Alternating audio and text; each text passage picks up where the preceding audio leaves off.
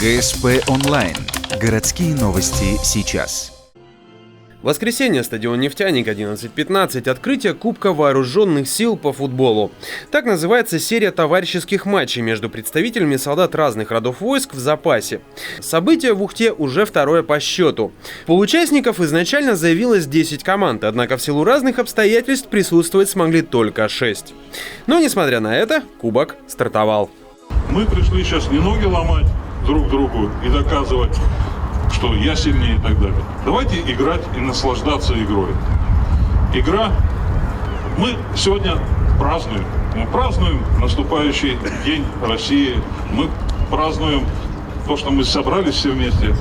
Мы празднуем то, что у нас есть повод собраться и как следует отдохнуть. В дебютном кубке прошлого года победу одержали десантники. Они были сильнее всех. На этот раз борьба развернулась нешуточная. В упорных поединках постепенно определились фавориты, но чемпионом все же стала ВДВ.